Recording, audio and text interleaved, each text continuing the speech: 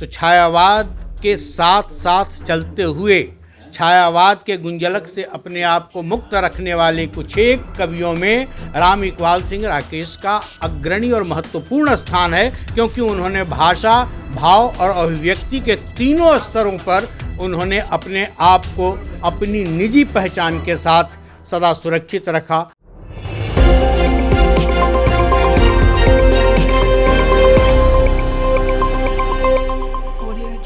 आज उत्तर छायावाद के महत्वपूर्ण और अग्रणी कवि राम इकबाल सिंह राकेश की पुण्यतिथि है। हम सब जानते हैं कि हिंदी कविता साहित्य के इतिहास में क्रमशः एक काल के बाद दूसरे काल के विकास के साथ ही साथ जब आधुनिक काल आता है और आधुनिक काल में विशेष प्रवृत्ति के साथ छायावाद का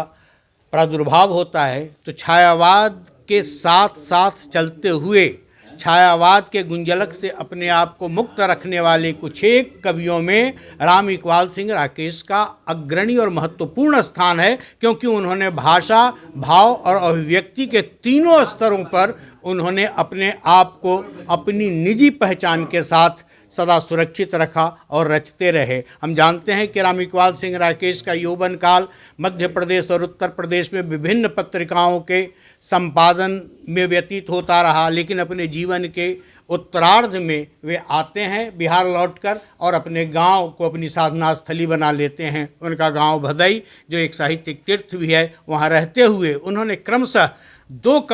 मकान, एक जो कुटीर में रहते थे वह पंचवटी है और एक गरुड़ नीर है, दोनों में रहते हुए उन्होंने एक से एक महत्वपूर्ण कालजयी रचनाओं का सृजन किया है। राम इकबाल सिंह राकेश ने कभी भाषा के स्तर पर समझौता नहीं किया। भाव वैभव में भी वे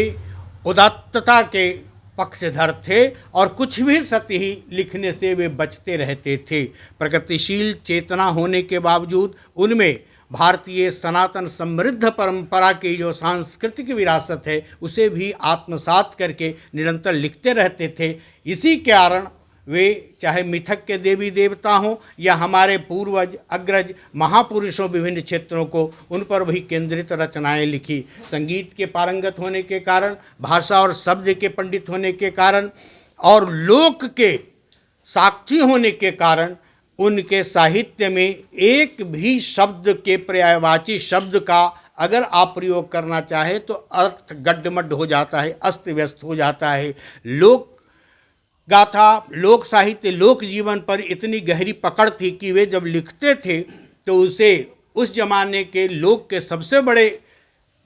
पाठक और दृष्टा महापंडित राहुल सांकृत्यायन भी उसे सर्वथा ऑथेंटिक मानते थे। यही कारण है कि बृहत साहित्य कोश का संपादन करते हुए जब लोक साहित्य का खंड वे दे रहे थे तो उस खंड में सबसे बड़ा लेख राम इकबाल सिंह राकेश का भी है। और राकेश जी ने पत्र लिखा था कि कदाचित आपकी दृष्टि में कोई